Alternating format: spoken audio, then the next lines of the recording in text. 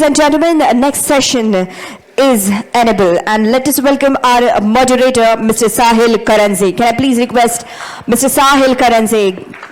Come on everyone, put your hands together for Mr. Sahil Karanje, the moderator. May I please request Syed Hussain? Zordar taaliyan honi chahiye. Come on everybody. Mr. Syed Azfar Hussain. Zordar taaliyon se swagat karte hain. Ladies and gentlemen, put your hands together for Manjiri, Gokhale, Joshi. Put your hands together for Mr. Gautam Kulkarni.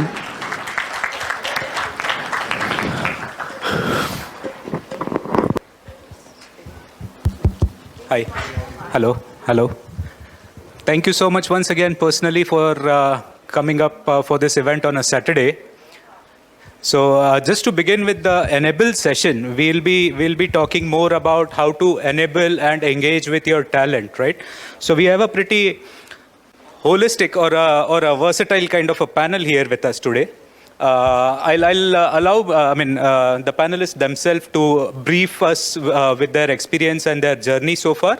So starting for Mr. Azfar, sir, would you like to brief us about your journey so far? So I've been in HR for close to 29 years now. Punctuated in between, I had a 5-year stint where I was pursuing a PhD, which I never managed to complete, I must confess. I've worked for a combination of North American and Indian organizations for the last year and 9 months. I've been with Bajaj Finserv, where I head the Global Learning Academy. And before that, I've worked in RPGs, NSAR, Flex, HP, Deloitte, and Alcan. Right now, I'm trying very hard to motivate our children to study. It's proving to be very tough. The 2 pandemic years have not helped at all. That's really it. I'm a big Woodhouse fan, so anybody likes Woodhouse here, we should definitely connect. Mrs. Manjiri, Gokhale, Joshi, please. Thank you.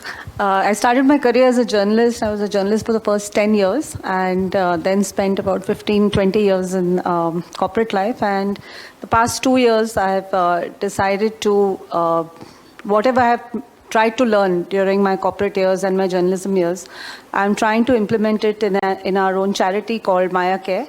And we work with the elderly and serve them in 39 Indian cities and 4 UK cities, and work with them in old age homes and care homes. And the entire organization is run by persons with disabilities. So everything that has happened, especially on the HR front, we are trying to implement that and create a model organization where the entire leadership team comprises of persons with disabilities, and the succession planning, the hiring, the compensation, benefits, everything which you try to do, we are trying to implement in a 100% remote kind of organization.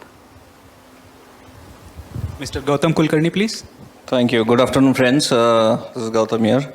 I really would like to thank Kshitij and all the sponsors here for inviting me. I think this really has been a encouraging and wonderful experience for me. I come with close to over 20 years of experience in IT services, typical traditional IT services industry model. I work with companies like Zensar, HCL in the UK, also Tech Mahindra. I currently am part of HARMAN. HARMAN has a IT division called HARMAN Connect Services. Outside work, I'm a big foodie. I love to cook. I play badminton. I also do a lot of spiritual reading. So there's a book called Power of Now. I don't know if you have heard about it, written by Eckhart Tolle. I think he's a spiritual guru for me, and that's transformed my life quite a lot. So thanks for having me, and I really enjoying this experience. Thanks. So as we are, hello, yeah. So as we are talking more about enablement and engaging with the talent, I would like to start off with Mr. Azfar in terms of how significant is the learning and development team, or how significant is that entire particular division, especially for your current organization, and how was the role, with your earlier experience as well? Sure. I think, especially during the pandemic, I think it's really come to the fore because That was one easy way to engage, keep your workforce engaged. I think what the pandemic helped do was really popularize to a much greater extent self-paced learning. So self-paced learnings now, in terms of the resources, the variety of resources available to employees, I think has really grown. So it's, of course, especially if you're in technology, the skills are really evolving. Bajaj Finserv, for example, it's a financial services conglomerate, which really wants to be a fintech, which basically means that there's a lot of technology and its impact on financial services that has to be factored in. And if you want to be current with that, you need to keep upgrading your technology skills. So without learning and development, that may not be possible in a structured way. So I think it's very important, both in terms of engagement as well as ensuring that your skills are updated to the level required by the external environment. What would be your take on this? The significance of learning and development teams in organizations like HARMAN as well as for your past experience? Absolutely. I mean, see, first of all, we all need to acknowledge the fact that it's taken the pandemic for the industry to disrupt in a way, right? And what we call Uberization of services, which is disruption of services and products all across the globe, right? It's becoming a service-driven economy where customers are consuming service or product, right? And in that context, people would like to gain, as Afzal rightly said, it's upgrade knowledge.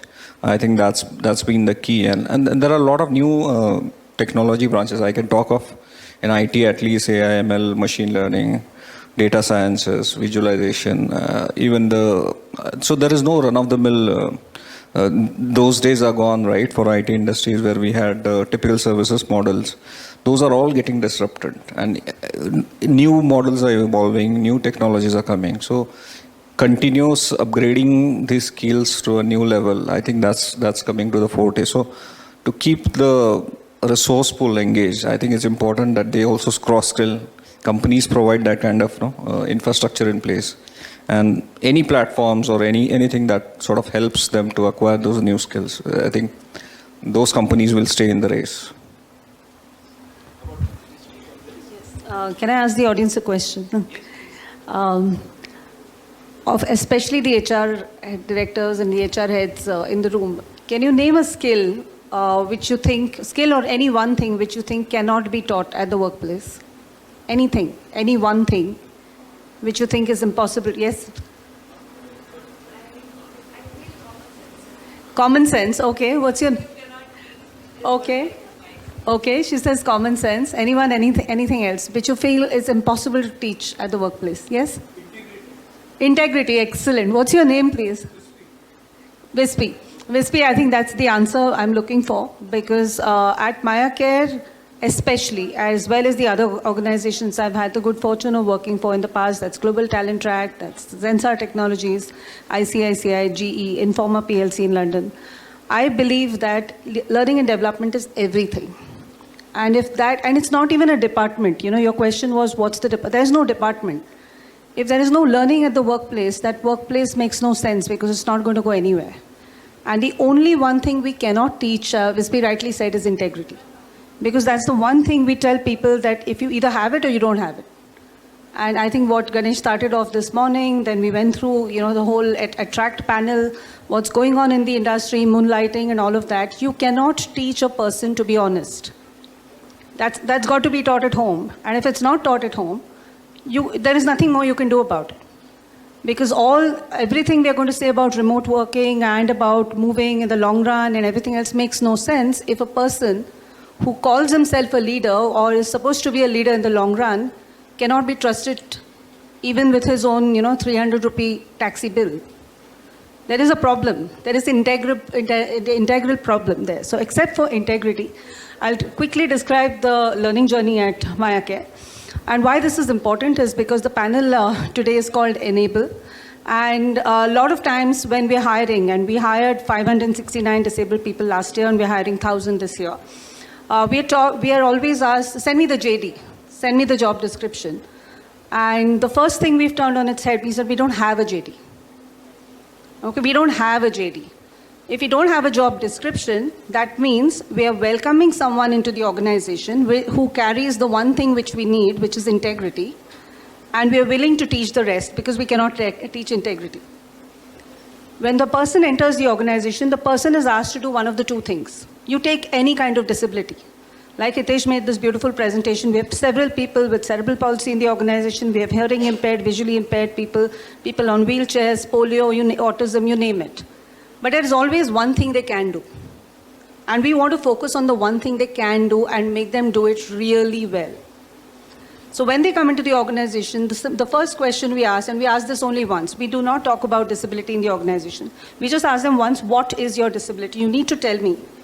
And, they have to say it on Zoom, out in public, look, this is my disability, I cannot do this because of this. Because if we can't understand that, and then, if we can't understand that, we can't give them any work. And we'll just be doing the wrong thing. So let's not shy away from saying, oh, I want to be nice, and I want to call people differently abled and specially abled and everything else, and be politically correct, and in reality not be very good. So let's be upfront and saying, what is your disability? So once they tell us, look, I'm not able to do 1, 2, 3, but I'm able to do this, they get one of the two jobs. One is to make phone calls. The second is to do some data search or type something. In our organization, because we are completely remote, we cannot hire someone who cannot read and write at all. We have people from Buldhana, Chandrapur, Ambala, villages of Orissa. You just name any place in India and in Manchester, in the UK, and anywhere else, wherever there's internet connectivity, we have people. We can have people because they're working from there. So the first thing is do one of the two. Once you do one of the two, you get into intense training because by then you know this person cannot speak, but the person can write. Or the person cannot hear, but is able to understand this or whatever else. Then the learning journey begins, and we have an intense training program. And it's really, really intense, because for the first 3 months, if you don't attend training, you can't work, because you don't know how to work. So the simple matter is that you are enabled to do a job for which you can be paid, otherwise you can't do the job at all. So that's the first part of the training. Next, so the training has begun with very, very basic things like what is Zoom? I have a hearing impaired personal assistant, and I remember at about 13 months ago, she had no idea what is Zoom, and I got her on a Zoom call, and obviously with her, she's in Mumbai with her mother. And I said, what is Zoom? How do you start the call? What happens? Zoom. And I said, can you share your screen? And they were both confused, and they picked up the laptop and they turned the screen. I said, no, that's not it.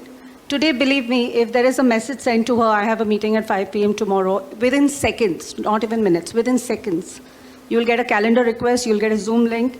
If it's a physical meeting, you'll get 3 kinds of things. Is it this location or that location or what else is happening? If the meeting is not happening, her partner, who's visually impaired, he will call you and he will double check, is the meeting happening or not? So we have come a very, very long way. There is a lot to be done. But the simple truth is that when people ask us, what is your training department? When we ask for funding and people ask that, are you doing any training or is it just OJT? It's part of life. If training is not part of your life, you cannot work. So starting from what is Zoom and what is Google Drive and how it works to high-end leadership training, time management and all of that. For example, I'll tell you, Sahil, that yesterday the team asked me, one person, why isn't this happening online? Why aren't we allowed to attend it?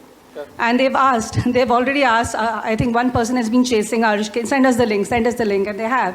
And they're all online right now watching wherever they are. Because there's a desire, there is a need, because the last mile of training really is what they call themselves.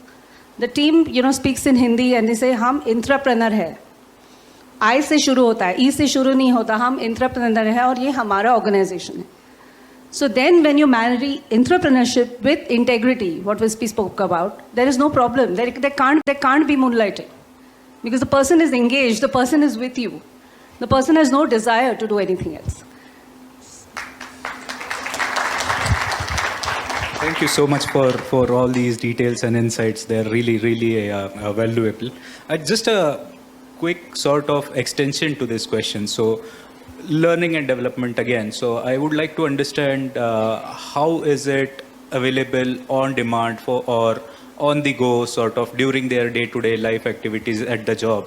How is that accessible at the moment? Is there any way where they find some difficulties, so some coaching or some on-the-job help is available for them?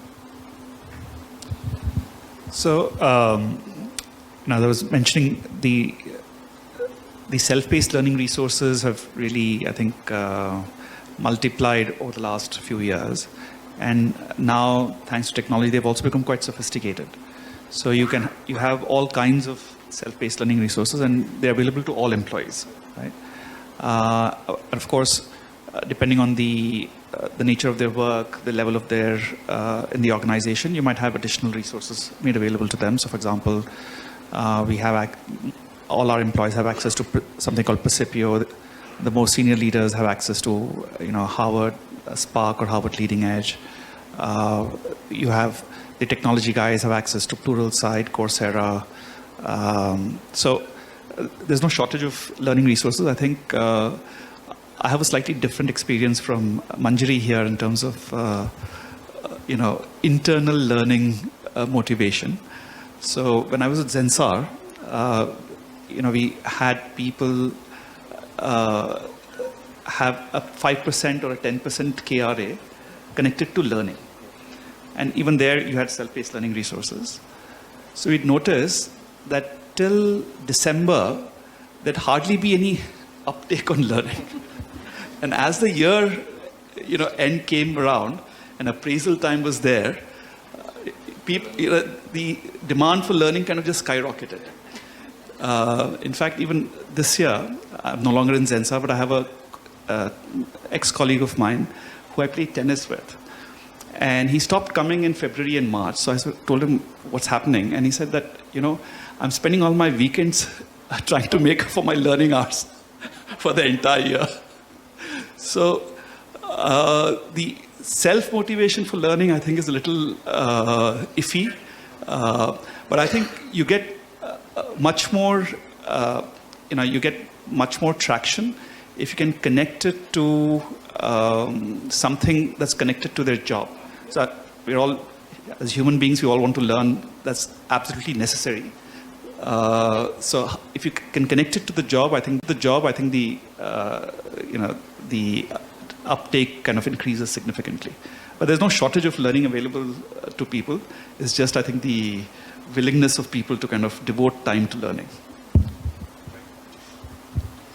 Azfar, thanks for bringing us back to the reality of corporate life. Yes, that's absolutely true. I'm sure all of you HR heads have faced this, that you have to drag people into the training room, monitor that they don't run away, monitor their number of hours, all of that. Actually, my husband, Abhay Joshi, also the co-founder of MyAcare, he also spent a number of years in the IT industry. And till he met me, he said, I never thought this training or learning actually is some serious business, because everybody around me and me, they are so cynical because there's something happening, that's something HR wants us to do. Why should we be doing this in the first place? And the reason for that, and of course, he's a transformed person now on the subject of training. And the reason for that really is irrelevance of training. If all of us are going to put in a curriculum which says you have to do this, wo karna hi chahiye, then only you'll get your promotion, then only you'll get this. That's what happens. We are all Indian. We all went to college because for attendance or for the certificate or for marks or something else. And if none of that exists in corporate life, we're not going to do the training. Unless it is so good that it actually helps us to do our job better, or it helps us get into a role which we otherwise aspire for. So if these are the only two reasons and only two ways to actually take them there, it's really time to rethink your learning strategy. So again, I'm not going to talk about MyAcare only, but even in my past life, every time we have said that this is a learning program during the year, a leadership training program. Right now, if you want to be a CEO of a company and if you need to know 1, 2, 3, 4 things, the basics of finance, basics of HR, marketing, jargon, whatever else, if the training is structured in a way where you actually get to understand what it is to be a CEO, people are going to enjoy it versus putting on something which is just a tick box. Yeah, similar views like Afzal had. There's a lot of content available, a lot of resources available, right? Even nowadays you see all this learning platforms, right? Which is Coursera or Simply Learn. So there's no dearth of content. It is all about attitude and willingness to learn new skills and adapt yourself in such a way that. So it's all about contextualization.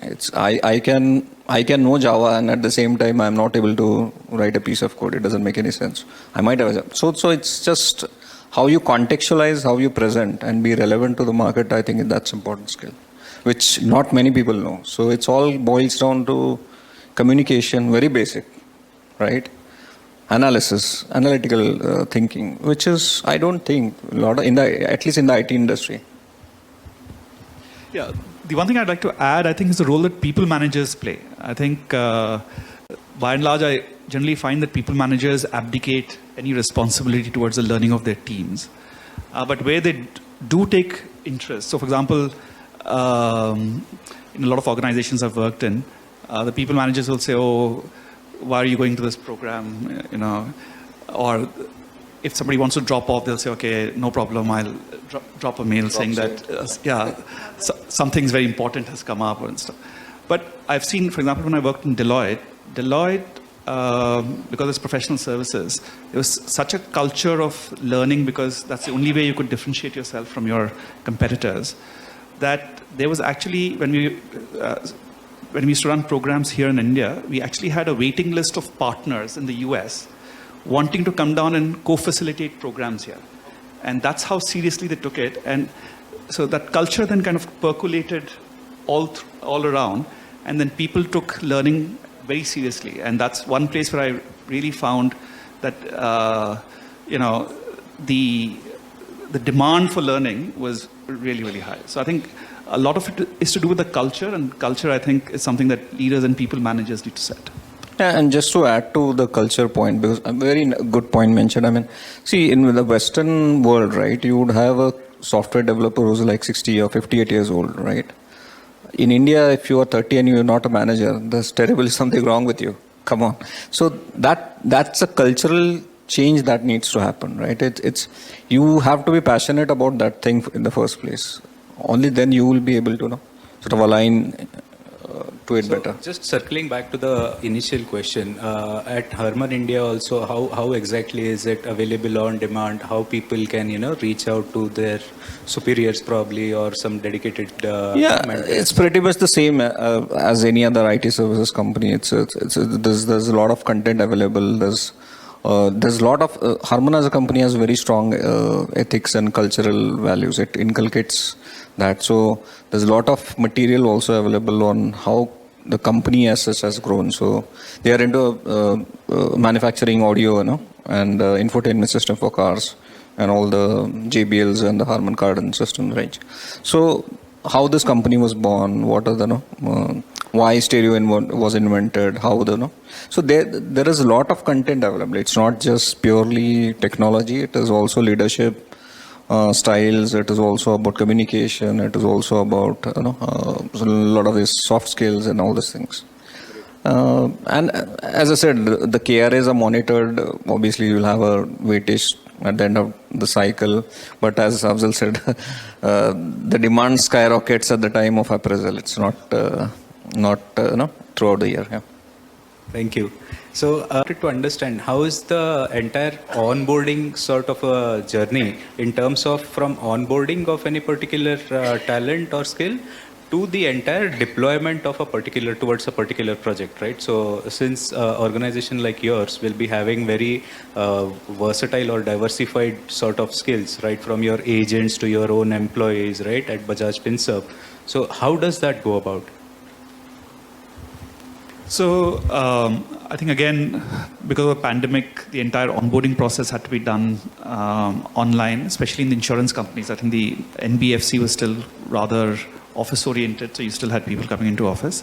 But the insurance companies were primarily working from, there was work from home.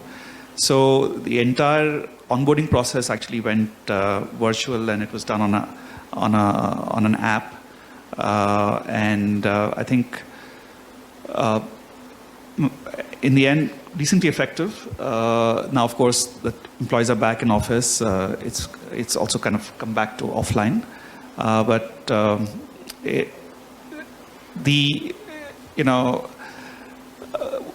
Because it had to be put on an app, the entire process, I think, underwent some level of review and upgradation.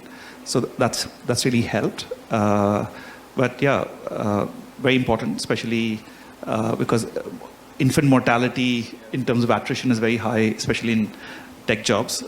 So it's very important that you get the people on board in an effective way. Otherwise, if they're disengaged, the chances are they'll look around and move on. So.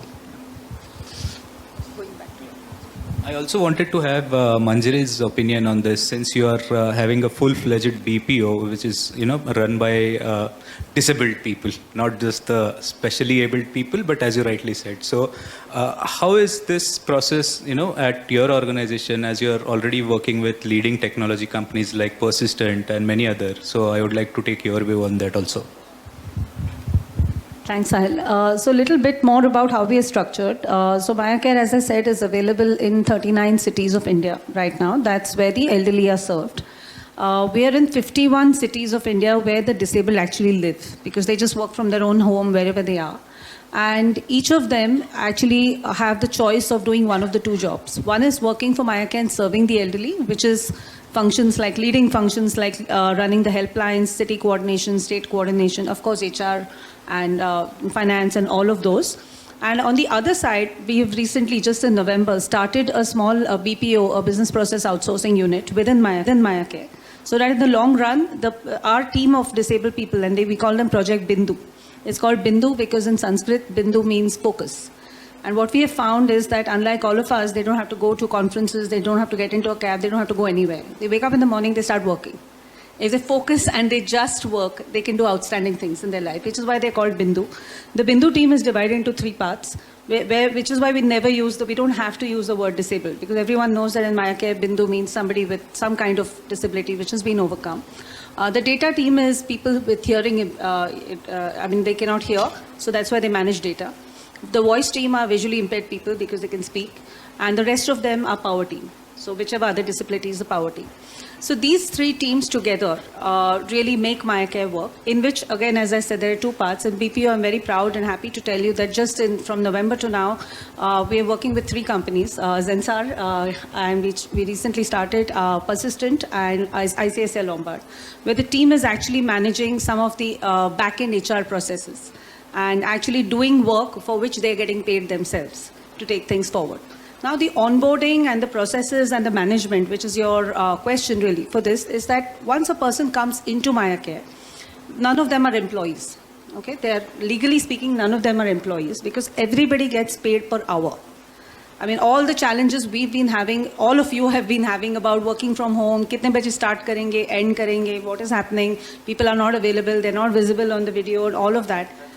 We have gotten rid of all those problems by saying everybody is paid per hour for the work they do. They choose how many hours to work every day. Where accountability is concerned, they fill in a Google form every day. It's mandatory to fill in a Google form saying, today I work 11 hours, 5 hours, 3 hours, whatever else. And this was the outcome. If there's no outcome, the Google form is not accepted. For example, if I made 150 calls and I reached out to 3 old age homes, or I processed so much data for ICICI Lombard motor insurance, or whatever else I did, I have to put it in. And if it's not put in, it's not accepted. So at the end of every month, by the 21st of every month, we have the Google Forms, we've got the invoices, and everybody gets paid month on month without fail in the following month, between the 1st and the 7th of each month. Now, the difference in this is that a lot of new people come in. And like you have attrition, we have attrition too. But the good news is we want the attrition we have. Because it has nothing to do with ability or disability. A person not just has integrity, but also has the desire or the interest in oneself. There is no reason for most people in this room to be here. Why should you be here on a Saturday? If you didn't want to learn something new or be engaged with something new, a lot of us would have said, no, actually it's okay, I don't want to really be here. It's the same with ability of themselves. So the people we want in the organization, they've got to have integrity. They have to have a strong desire to succeed themselves, to be interested in their own careers, own wanting to go somewhere. Then only you can take some people somewhere. So the people who don't want to go anywhere, and we've experienced that, like you have, we get them all the time. There's some parents saying, usko permanent bana do. I said, does he know what is permanent? He's a boy with autism. You're telling him permanent. Does he know what permanent is? So he doesn't. So that's a problem. There is somebody else with a hearing impairment. The brother is saying, usko government mein chipka do. MayaCare is the wrong organization for people like that. So we don't want them. I'm saying very clearly we don't want them. But it's perfectly fine if they want to do something else with their life. We recently had an attrition case of a visually impaired girl from Kolkata. She says, मुझे ममता बनर्जी के office से call आया, मुझे job मिलने वाला है. So very good, go. It's been 6 months, nothing's happened. She's passed the competitive exam. I said there's just 2 points to it. And like all of us, leaders in this team, can we think of working for any other organization while you're in a leadership role? We can't. We're struggling often to give 12 hours, 14 hours of our time to one organization. The people who are not engaged with us, who are actually working for 3-4 different organizations, have no business to be leaders in the first place. There is no question of them actually progressing in that organization and getting more responsibility or running a division or setting up a department or doing anything like that. So why do we want them? Let them do what they have to do and go. So that's what we have done. We've said that the leadership team, which is 30 people, 15 core team plus the next 15 and the next 15 who are now being groomed, and each of them has a KRA of grooming at least one person. Spotting new talent and grooming at least one person, if not more. So those people, it's mandatory that they work 8 hours a day, at least 5 hours a week, and I know they work more. Because they have responsibilities, they have divisions, they have functions. They don't just have a job. But everybody else, it's fine, give as many hours as you want to, do what you have to do and go. So the entire process is designed in such a way that people work for the outcome. Like I think Hitesh, you rightly ended saying, what is the outcome? Even if they don't understand any English in Maya, they understand what is outcome. Iska outcome nahi aaya, ma'am, abhi kya karenge? Outcome hi kuch nahi de raha hai. There's no question of ours because we are talking about outcome and outcome only, and that's what the organizations we work for, whether it's ICSA, Lombard, Persistent or Zensar, that's what they've defined, saying give us this much.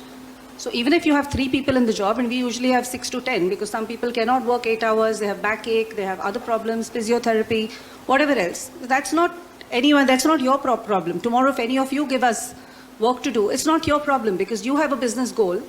It's our duty to meet that business goal and at the back end set the processes to be able to meet that business goal.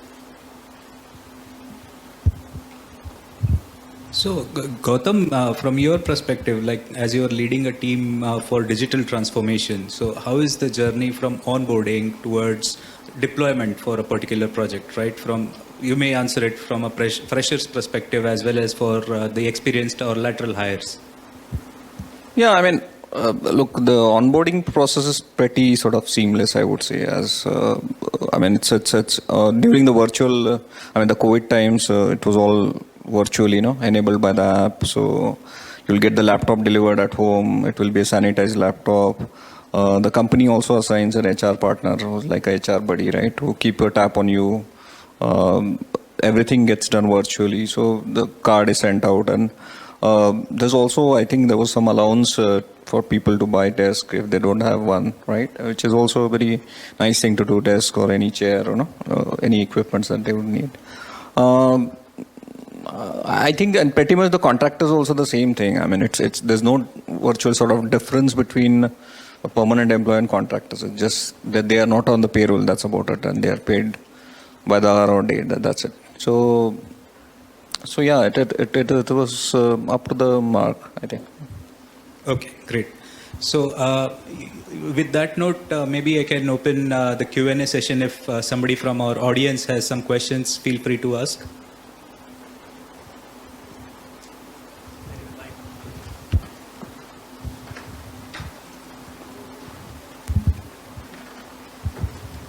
So this is a very general question for any of you. Especially because of these great resignation happenings and all, right? So as an organization, like teachers hiring, previously they used to hire like 1 lakh people every year on a year, as a fresher and all. These days, what I have seen is like, we train people. It takes 6 months to a year to make them project ready. And once they're project ready, they say, thank you so much. Now I'm eligible for a bigger company, so like, is the trend going to change? Is it going to affect the people where now company will stop hiring freshers and rather focus more on experienced people where they can at least start them billing on day one? Chitish, is a very good question and something which Ganesh touched upon in the morning. That why does one work for any company? If your original dream was to work for India's topmost software company and still you want to leave that company, what's happening? What happened to your dream? So the answer, and obviously this is happening everywhere, and it's going to happen everywhere. It's going to happen to us even more because now, a lot of times corporates approach us saying, wow, mujhe aisa wala disabled person de do. Sorry to sound very cynical and very blunt about it, but the demand we get for person is pretty much like the demand for adoption in India. Gora chahiye, ladka chahiye. Right? Sorry to say, but that is what we get. We want a disabled person who's on a wheelchair who'll sit at our reception, and we will give the person the same salary for the next 20 years. We will not teach that person anything new. So I'm sorry, but this is where it is. But now, because we have people who are managing functions, they are, they're far from disabled. Nobody even knows they're disabled on many fronts. Obviously, there's going to be a strong demand for these kind of people, and they want to go out and all of that, which is where our role comes back. Right? We are saying, like any other organization, if we are not engaged with them, if they don't believe that the organization is theirs, the manager they're reporting to, everything which Ganesh spoke about in the morning, about the love culture, the empathy, and all of that, if they do not believe it's for them, they have a future and it's their career. Like I think a lady up front in the morning, she said, wo apna hai. If they don't believe it's apna hai, obviously they're going to leave. So then whose responsibility is it? It's back to the manager, right? It's back to the leaders and back to the manager. It's not just about HR. But a couple of things we have done and we've already started doing is we have a retention bonus. We pay that retention bonus only to the leadership team and the core team. The others who are working part-time, doing whatever else they're doing, we don't pay it to them. This is for the team who has proclaimed that I am the leadership team. They're in the annual report, they're on the website, they are on, they are speaking at conferences, they're speaking at Rotary clubs, they're everywhere. They're representing Maya Care. These people get a retention bonus every 3 months. They also get a performance bonus. And the year to come, we hope that there will be more funding, and we really hope some of you in the room help us, and we're able to increase that performance bonus. There's a simple KRA system. And again, back to HR, we got an HR consultant to help us, somebody, back from a bank, and she made this long HR form with 5 levels and all of that. I said, this team has no idea what is a KRA. In their life, they don't know what is a KRA. They don't know what is an appraisal. They don't know what is weightage. Weightage मतलब वजन होता है.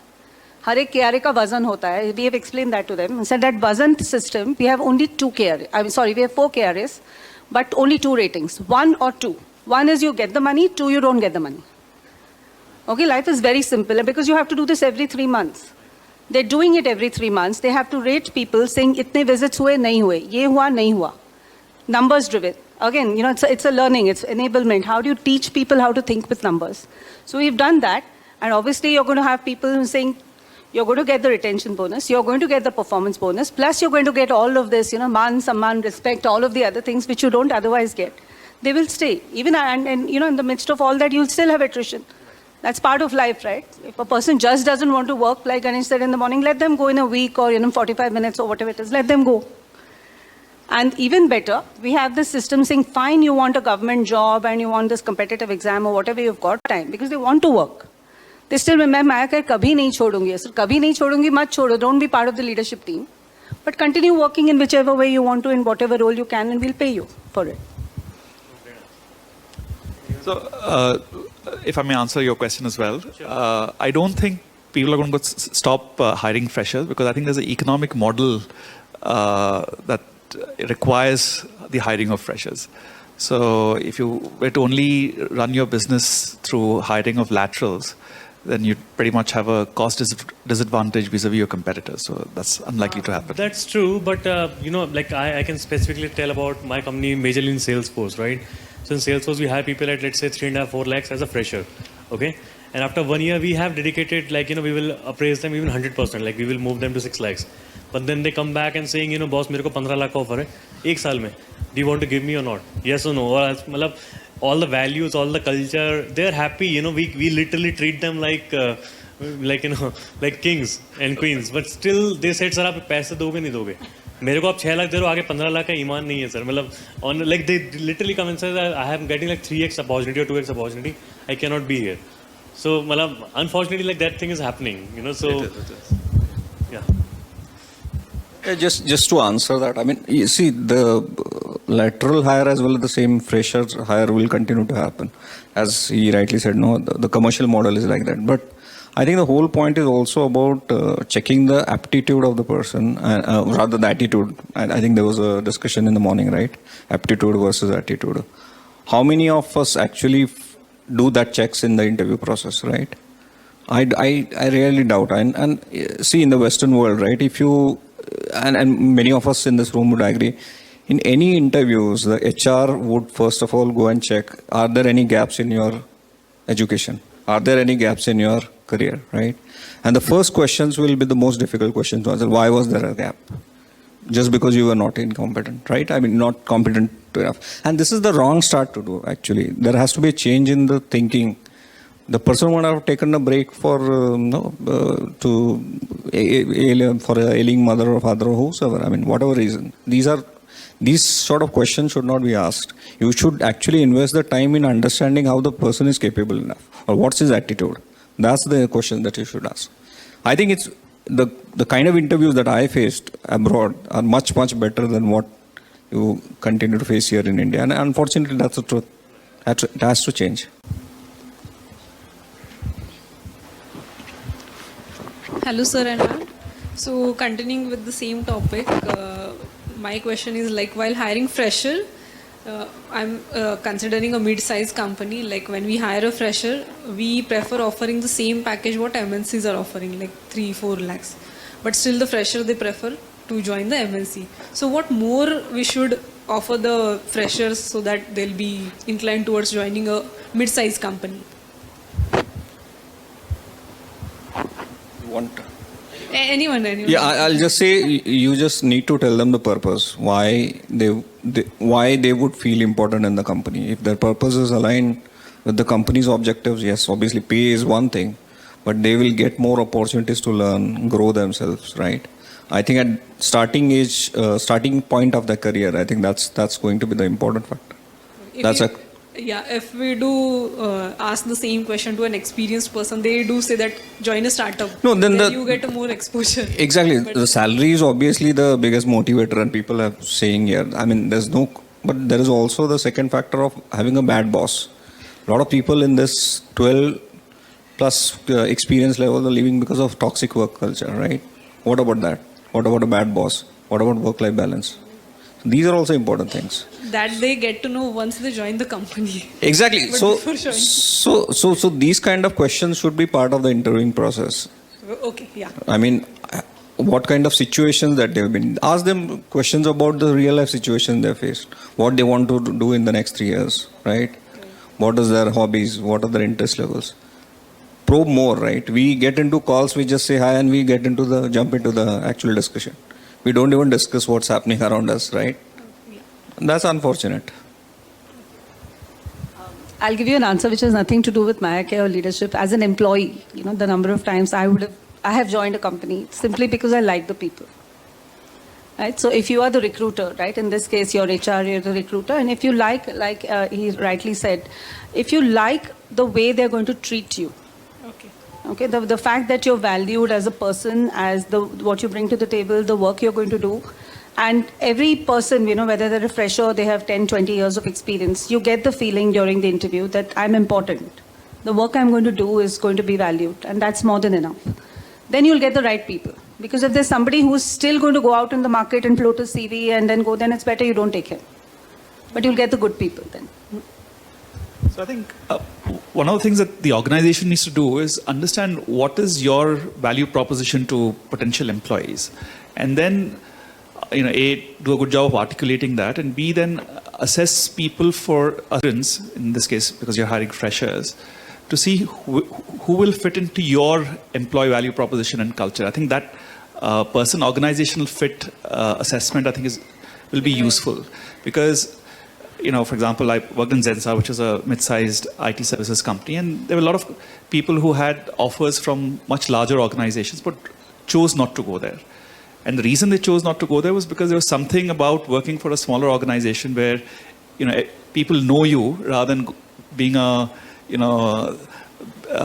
small fish in a big pond kind of a thing. So different people have different drivers, and you really need to figure out what kind of drivers work for your organization and look for people there.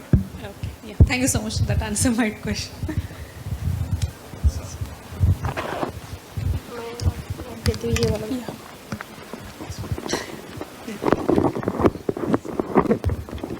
Thank you. Manjiri. Thank you. Manjiri, you have mentioned about learning strategy. In this, we have two parties. One is organization and second is beneficiaries who are getting the training. In that, two things are very important. One is willingness to learn and second is desire to learn, which other panel members have also mentioned. But unfortunately, we have seen there are two schools of thoughts. So one type of leadership says that whatever is being asked by your client or customers or whatever is there in the organization, you need to push that training to the employees. And second part is whatever employee is looking forward based on the aspirations, you give that particular freedom to explore more and let person enable to the next level. So which particular side you would like to be? Great question. You're in HR, right? Yes. What's your name? Prasanna. Prasanna, great question, absolutely. Because if you divide learning into two parts, one is the technical or the functional training which the client is looking for. Because the client is obviously not interested in your people, the client is interested in the outcome. So I'll go back to what we are saying for persistent. I think Anand is also here, and Zensar and all the others we are working for. We are very, very focused on the outcome. This is what the client wants. This is what they're willing to pay us. And we have to give it. It's not their problem whether the person at the back end is able, disabled, whatever else, has the training, doesn't have the training. It's not their problem. So it's the same way with you, right? If the client wants, Magento or Shopify or whatever they've asked for, let's have that training and you have to get it done so that the person who's going to be put on the project knows how to do the job. That's very simple. But as HR head, or as the manager, even better as the manager, if you haven't had this conversation already with the person in your team, that what is your aspiration? What do you want to be in the long term? Do you want to be CEO, CHRO? Do you want to be something? What do you want to be? And this is your learning journey or whatever it is you want to. If you haven't yet asked that question, what does the person want? There's no way you're going to meet that aspiration. Because then the question to ask is, I want to be X, but my company wants me to be this. So then the other kind of training, which is not the client-defined technical training, then you'll be able to design your learning journey in such a way that you actually meet both people's aspirations. I hope that answers your question. Yeah, because if you see industries moving towards competency-based wage structure down the line, and that's why this particular thing will play an important role. Thank you.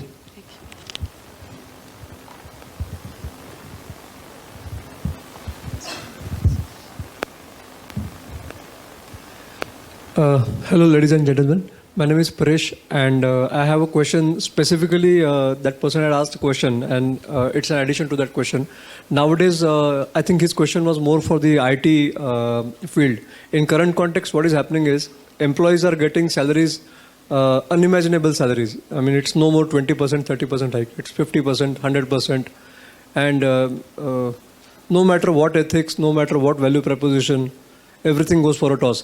And there are lots of rejections, people don't join. So how do we tackle this?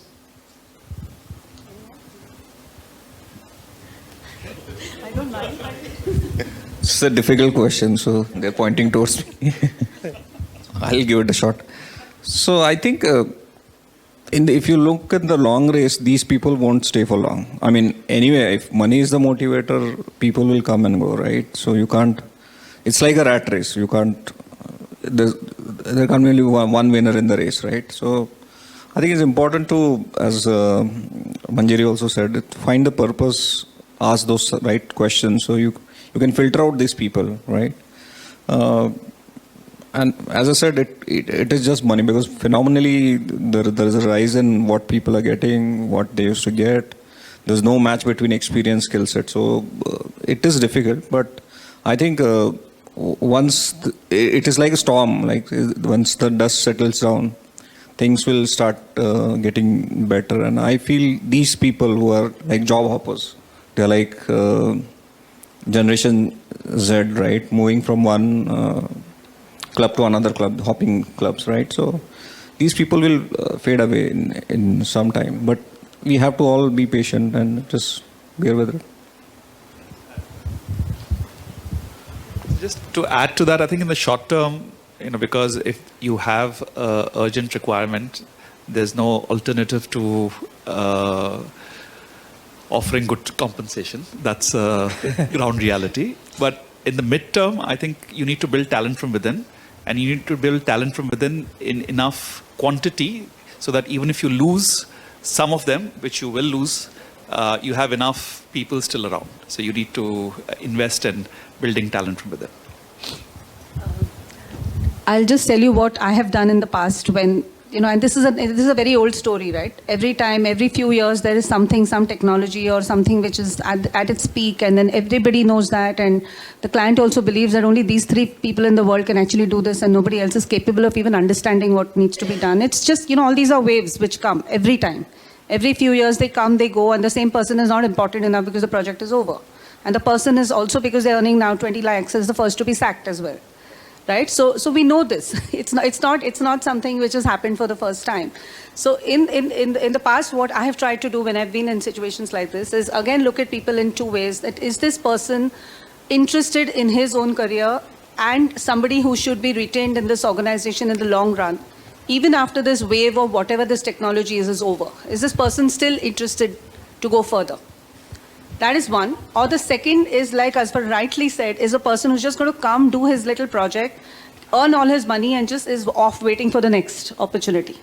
If it's person number 2, then knowledge management, right? As an organization, if you are the custodian of the knowledge in that organization, this is the time to force that person to put that knowledge into a knowledge bank, not just in a repository in some document somewhere, but actually get a bunch of people trained, at least to understand what the client is saying.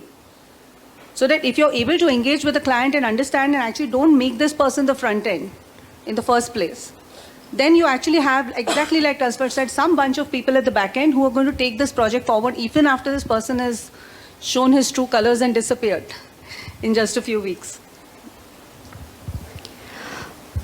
Yeah, I think that's all for today. Yeah. Thank you so much, everyone. Can we have a huge round of applause, ladies and gentlemen? Thank you so much, Sahil, for making it so very lively.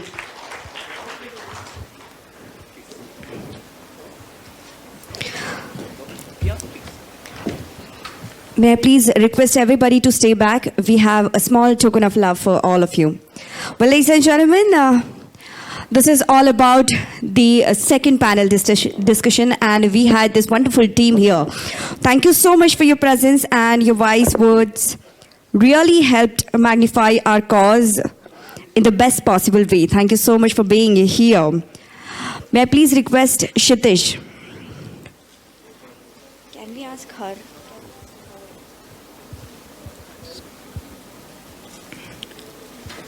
Thank you so much for your valuable insights and the information provided us.